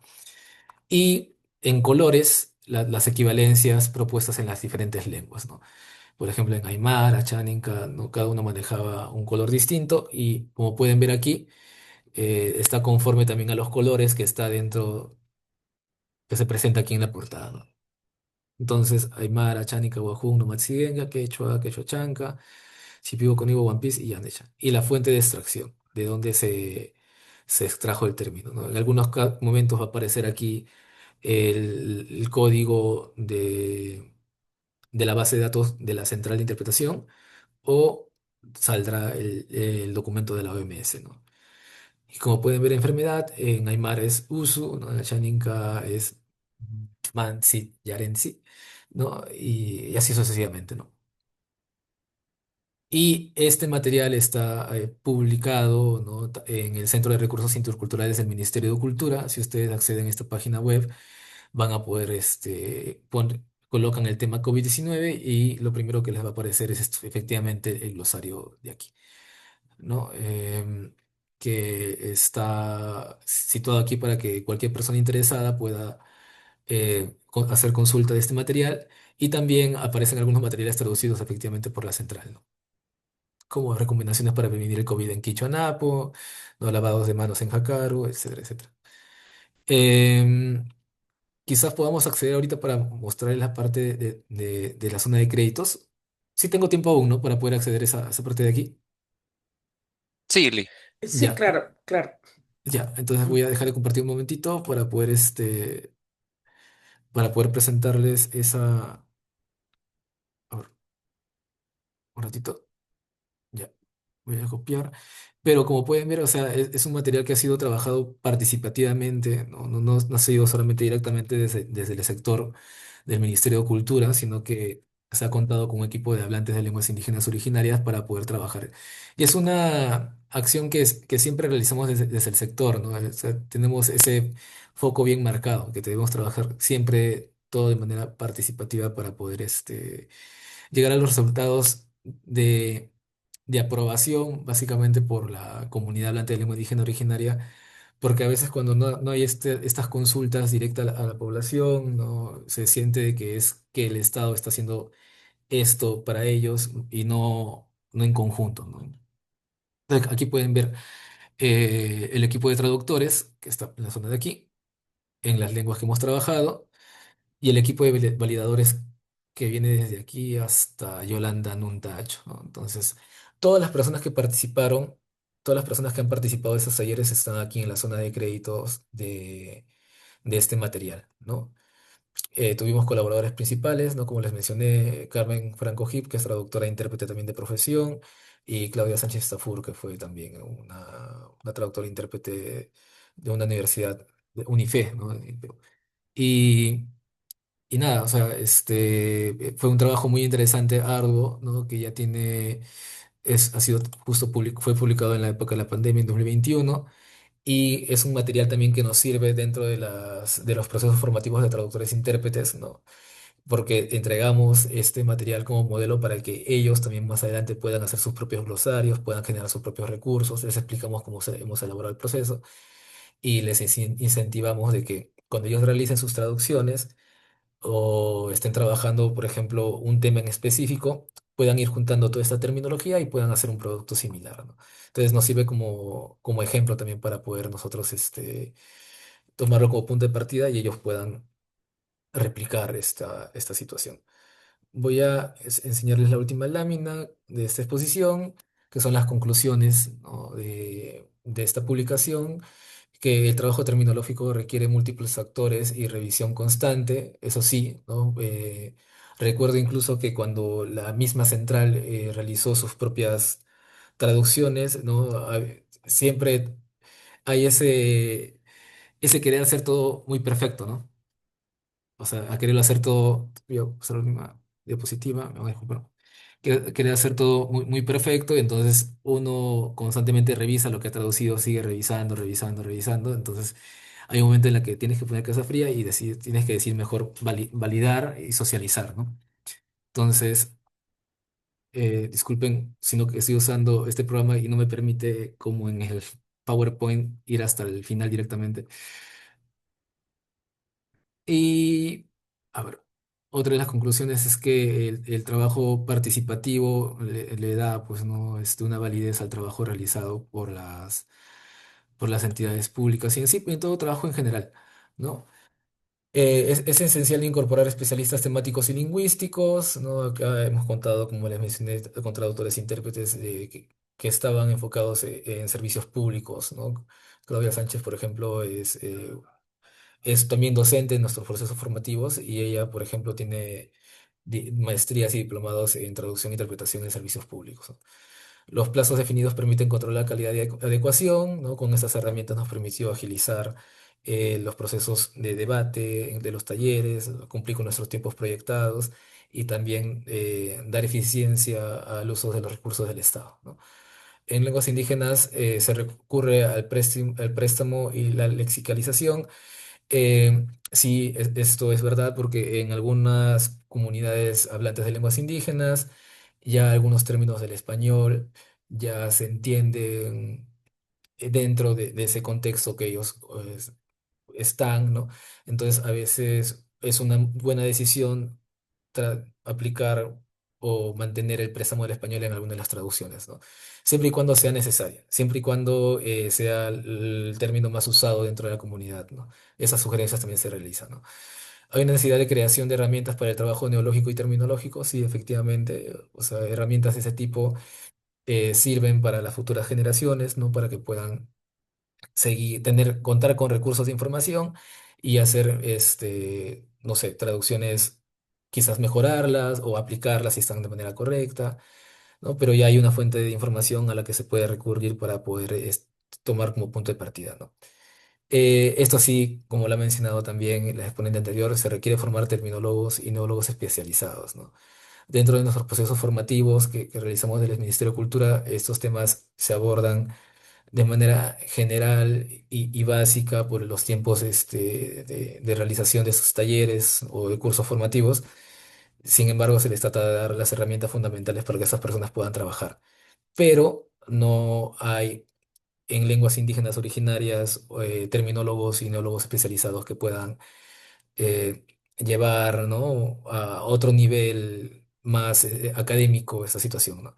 Inclusive, como lo ha señalado, ¿no? Nuestros traductores e intérpretes que participan, o perdón, los docentes o expositores que participan en este curso de traductores e intérpretes también son de lenguas occidentales, ¿no? No son propiamente hablantes de lenguas indígenas originarias, pero que ya tienen las prácticas y las estrategias necesarias para poder trabajar con los hablantes de lenguas indígenas originarias. Como ya contamos con un registro de intérpretes y traductores, que tenemos cerca de 970 personas inscritas en este registro, lo que hacemos muchas veces es, por ejemplo, hacer la interpretación remota en los ejercicios, ¿no? De interpretación, por ejemplo, ¿no? Llamamos a uno de los intérpretes ya previa coordinación para que participe en los procesos evaluativos y nos pueda comentar como un un juez externo, ¿no? De cómo están realizando las interpretaciones las personas que están en el curso, ¿no? Y también evalúan para que puedan participar de estos cursos. Nuestros cursos de formación de traductores están dirigidos exclusivamente para aquellas personas que tienen un dominio fluido de la lengua indígena originaria y el castellano, ¿no? Entonces, para nosotros poder evaluar si efectivamente tienen esa fluidez, contactamos a nuestros traductores e intérpretes de registro para que puedan hacer las evaluaciones, ¿no? Y efectivamente, los validadores y las personas que han traducido este material son personas que han sido formados por nosotros, ¿no? Y han participado de estos cursos en las que han recibido capacitación sobre traducción e interpretación y están inscritos en el Registro Nacional de Intérpretes y Traductores de Lenguas Indígenas Originarias, ¿no? Entonces, la validación debe reunir especialistas y hablantes para garantizar siempre la inteligibilidad de estos recursos que se vienen realizando, ¿no? Entonces, eso sería todo por parte nuestra como Ministerio de Cultura sobre esta experiencia que hemos tenido en elaborar este glosario COVID. Muchas gracias a Liben de Su por esta excelente presentación. El moderador de las preguntas, nuestro compañero Eduardo Castillo, tiene varias en chat y en redes para que las pueda contestar Lee. Gracias, Bianchi. Ujú. Lee, vamos a comenzar con las preguntas del chat. Fue muy interesante tu presentación. Te agradecemos desde Filatam y Return también. Veo que están preguntando por el glosario. Quizá puedas poner el QR, me parece que redirige directamente al glosario. A ver, ahorita lo proyecto. Un momentito. Creo que quedó claro Ahí que es de está. acceso Ajá. gratuito, Sí, abierto al público, a quien quiera verlo en línea. ¿Es correcto eso? sí. ¿Se puede visualizar? No lo estoy proyectando, ¿verdad? No, Un aún no. momentito. A ver. Ya.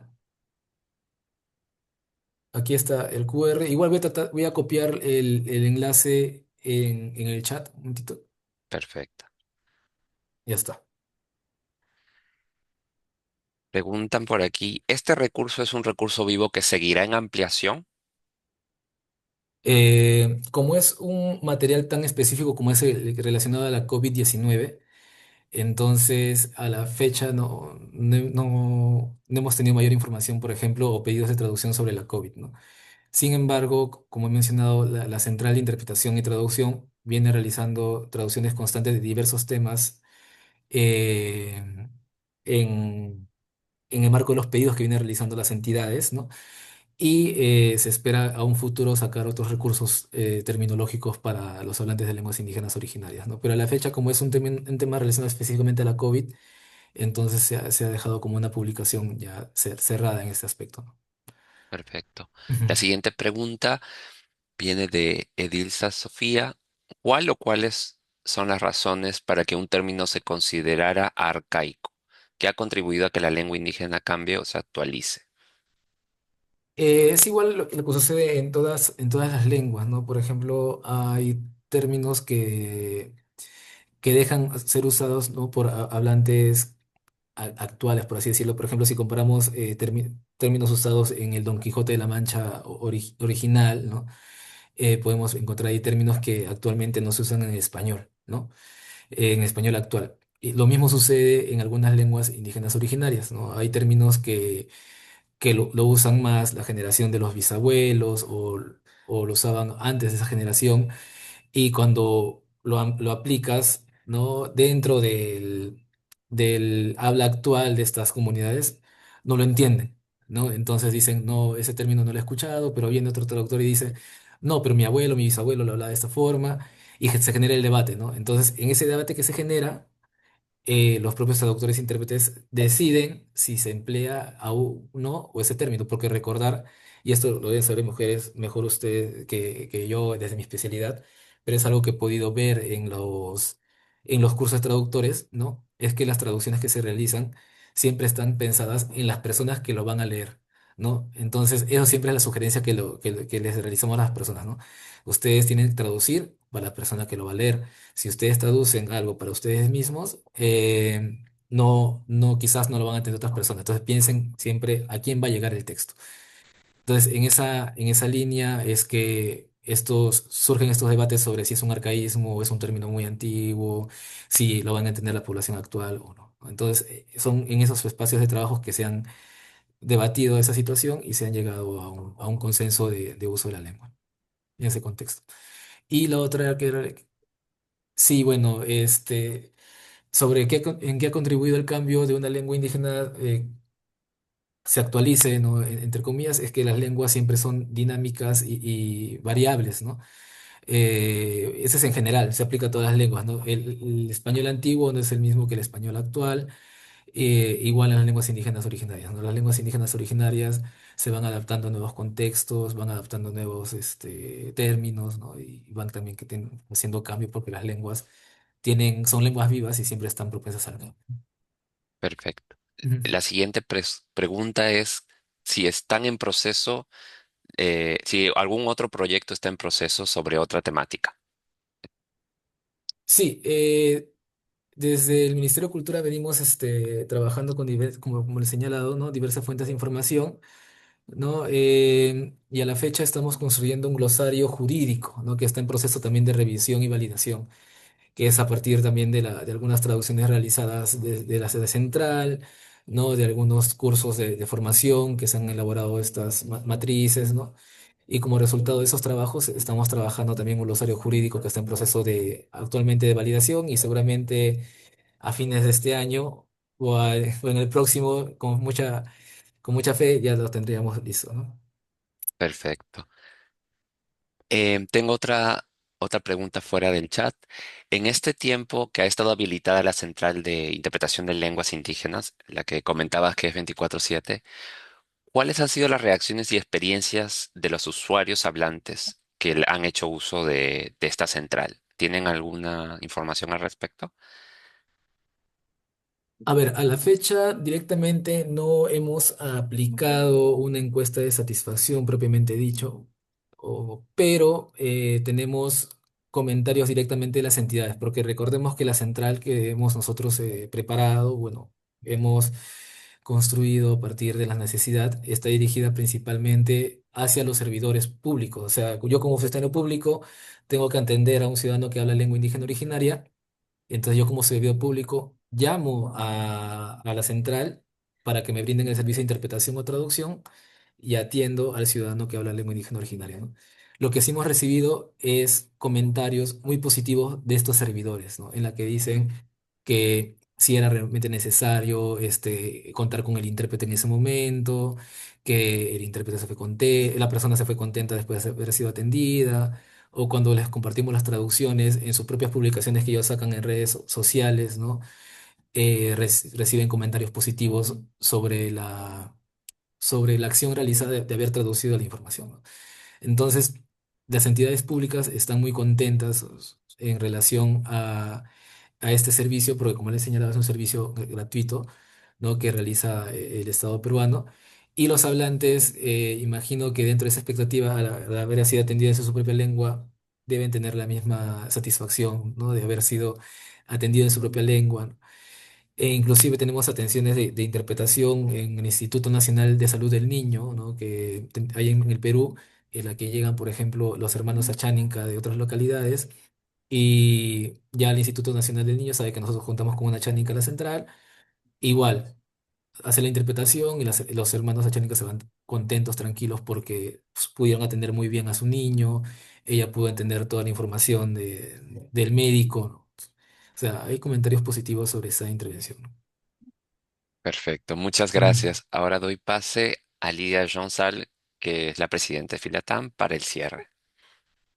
Bueno, muchas gracias, Eduardo. Yo solamente para agradecerles a todos, a la gente de Riterma, a la gente del Ministerio de Cultura de Perú, que entre todos pudimos organizar este webinario tan interesante, y a nuestros ponentes, a Cristina y a Lee, que también nos han brindado información muy útil para manejarnos con las lenguas originarias.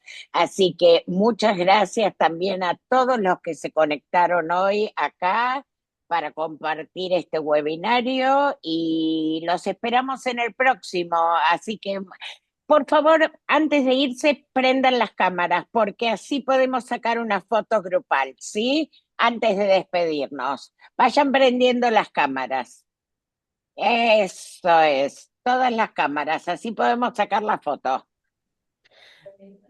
Ahí Ajá, vamos, nos Ahí falta están. gente Sí, todavía. falta gente. Ahí vamos. sí, ¿Quién la va a Miguel. sacar? Eduardo y Eh, Bianchi, saquen varias por las dudas. claro que sí. Vamos a dar un minuto para que Ujú. prendan las cámaras. Sí, hay gente que todavía no prendió la cámara. Muy bien. Mientras van prendiendo las cámaras, la grabación de este evento estará disponible aproximadamente en una semana en los canales de tanto FitLatam como Return. Entonces vamos a tomar Todavía varias falta fotos. gente. Todavía falta gente, sí. Muy bien. Vamos a empezar con las fotografías. Muy bien. Ahí Eh, vamos. ahí vamos. Muy bien. Ya tenemos una. Permítame porque tengo dos pantallas de Sí, asistentes. tranquila, Bianchi. Gracias. Muy bien. Aquí tenemos la segunda foto. Muchísimas gracias. Nada más permítame verificar. Efectivamente, ya tenemos las fotografías. ¿Estamos? Bueno, Excelente. les agradezco otra vez su participación y su asistencia a los asistentes. Muy buen fin de semana para todos y los esperamos la próxima. Buen fin de Saludos. Buen fin semana. de semana a todos. Hasta Lee, si luego. sigues Gracias. trabajando con Carmencita, mándale muchos saludos. Bien, dale presente, hasta luego. Hasta luego. Adiós, adiós. Bueno, disculpen que Mucho- haya llegado tan tarde, pero acabo de arribar en este momento a la casa. No se preocupen. Ok. Bueno, no te preocupes, Estela. Adiós. Muchas Me da gracias. pena con ustedes, pero